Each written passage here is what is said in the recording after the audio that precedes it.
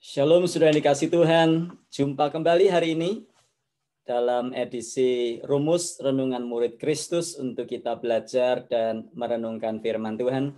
Hari ini kita akan belajar 2 ayat lanjutan dari yang kemarin. Kita masuk di Matius 15 ayat 21 hingga ayat yang ke-22. Demikianlah firman Tuhan. Lalu Yesus pergi dari situ dan menyingkir ke daerah Tirus dan Sidon. Maka datanglah seorang perempuan Kanaan dari daerah itu dan berseru, "Kasihanilah aku ya Tuhan, anak Daud, karena anakku perempuan kerasukan setan dan sangat menderita." Latar belakangnya Yesus baru saja selesai untuk menegur orang-orang Farisi, pemimpin agama Yahudi, karena mereka menegur murid-murid yang tidak melakukan ritual cuci tangan sebelum makan. Lalu Yesus dengan jelas berkata, bukan apa yang masuk ke dalam mulut yang menajiskan, melainkan yang keluar dari mulut. Karena yang masuk dalam mulut nanti akan dibuang ke dalam jamban. Tetapi yang keluar dari mulut menunjukkan hatinya.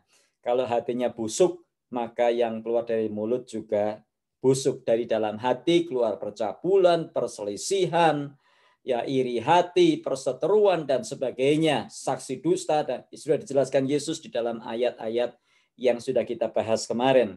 Nah, ayat 21, 22 menarik. Dikatakan lalu Yesus pergi dari situ dan menyingkir ke daerah Tirus dan Sidon. Nah, daerah Tirus dan Sidon hari ini adalah daerah yang dimiliki oleh orang-orang Libanon. Jadi sudah di luar Israel. Lalu bagaimana dengan masa lalu? Di masa lalu Injil Matius mencatat, maka datanglah seorang perempuan Kanaan dari daerah itu dan berseru. Nah, kita membaca di sini bahwa Yesus sengaja menyingkir, menjauhi daerah Galilea yang adalah daerah utama tempat pelayanan Yesus. Kalau kita membaca Injil Matius sampai pasal 15 ini, Yesus berulang-ulang berputar-putar di daerah di daerah Galilea, maksud saya, maaf. Dan sekarang kita membaca Yesus menyingkir ke daerah Tirus dan Sidon. Ada apa? Apa Yesus mau retreat, mau piknik sebentar atau apa? Ternyata tidak. Kalau kita membaca terus ayat 21, 22 dan seterusnya, kita membaca bahwa Yesus datang ke daerah itu hanya untuk tujuan penyembuhan anak dari perempuan Kanaan itu.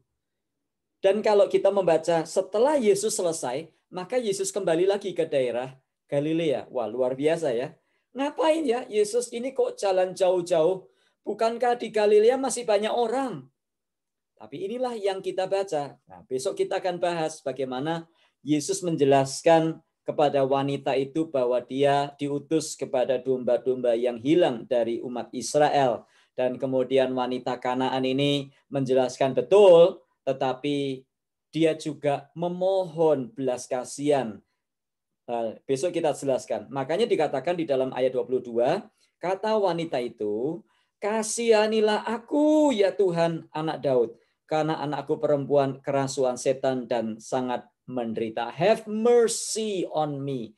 Oh Tuhan, mari berikan belas kasihan-Mu kepadaku. Walaupun sebetulnya dia tidak layak, tetapi dia berseru, bahkan dia mengakui kemesiasan Yesus. Dikatakan, "Kasihanilah aku ya Tuhan, anak Daud." Saudara yang dikasihi Tuhan, kita belajar dari sini betapa Yesus mengasihi bangsa-bangsa lain, bukan sekedar bangsa Israel. Itu sebabnya Yesus menyusur daerah Tirus dan Sidon. Tirus dan Sidon termasuk pada masa lalu disebut sebagai kota-kota kafir. Jaraknya kurang lebih 50 miles atau 80 kilometer dari sekitar daerah Galilea. Tetapi Yesus ke sana Yesus ke sana hanya untuk berurusan dengan wanita Kanaan yang anaknya kerasukan setan dan sangat menderita. Nah, Matius menggunakan istilah dikatakan di situ, maka datanglah seorang perempuan Kanaan. Matius menyebutkan kata Kanaan ya untuk menunjukkan bahwa dia tidak bisa melupakan sejarah masa lalu orang-orang Kanaan yang memusuhi orang-orang Israel. Nah, sejarawan Yosefus berkata, dari antara orang-orang Fenisia, maka orang-orang Tirus itu adalah orang-orang yang sangat-sangat benci kepada orang Israel, sebagaimana ditulis oleh William Barclay dalam bukunya. Jadi kita melihat di sini Yesus menanggalkan segala sesuatunya. Yesus justru datang masuk ke daerah yang membenci dia. Lalu kemudian kita melihat di situ wanita Kanani berseru, Lord, have mercy on me. Tuhan, berikan belas kasihan-Mu kepada kami.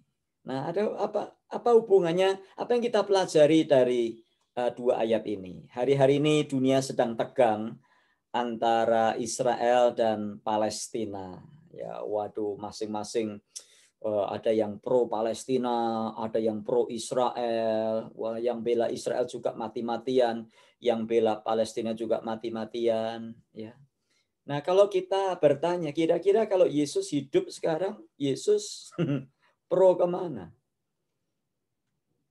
Yesus pro kepada keduanya, karena keduanya membutuhkan Yesus Kristus.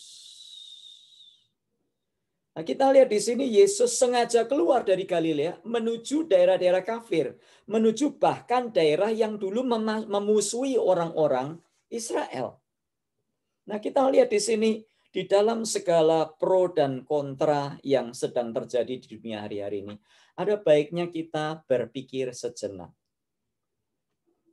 Nah, seringkali masalahnya adalah kita sudah memberikan stigma atau beranggapan kalau Israel itu Kristen, kalau Palestina itu Islam. Anggapan yang salah sama sekali. Salah sama sekali. Lalu ada yang berkata, bukankah Israel bangsa pilihan? Baca 1 Petrus 2 ayat 9. Andalah bangsa pilihan, gereja Tuhan. Engkau adalah bangsa, kamulah bangsa yang terpilih, imamat yang rajani, bangsa yang kudus, umat kepunyaan Allah sendiri. Justru Yesus disalibkan oleh orang-orang Israel. Nah, masalahnya jadi beda karena kita sudah sentimen agama. Yang kelompok sana berpikir bahwa Israel itu Kristen, yang kelompok sini berpikir bahwa Palestina itu Islam. Nah, Anda perlu, itu sebabnya kalau dolan jauh dikit. Jangan dolannya cuman ke Eropa, jalan-jalan, pergi ke Israel, pergi ke Palestina, lihat. Lihat. Supaya mata kita terbuka. Palestina tidak melulu Islam. Dan Israel, justru di Israel itu komunitas Kristen justru sedikit sebetulnya. Nah, dua bangsa ini, baik bangsa Israel maupun bangsa Palestina, dua-duanya perlu mendengar Yesus Kristus. Jadi, kepada siapa hendaknya kita ini pro? Kepada keduanya. Karena keduanya membutuhkan Kristus. Nah, kadang-kadang aneh juga ya. Saya pro Israel. Cinta kepada bangsamu sendiri, cinta kepada bangsa Indonesia aja nggak pernah ditunjukkan. Ya. Bikin masalah, melarikan diri ke luar negeri. Ya. Lalu bilang pro Israel. Anda pulang dulu, selesaikan masalahmu di Indonesia. Ya. Cinta bangsa sendiri aja nggak bisa kok, sudah cinta-cinta bangsa yang lain. Yang satu bilang, saya pro Palestina. Masalahmu itu loh, selesaikan dulu. Ya. Keluarga sendiri aja nggak dicinta kok, malah cinta yang lain-lain. Maksud saya adalah, mari kita dudukkan ini kepada masalah atau pada posisi yang benar. Keluarkan dirimu dari sentimen agama.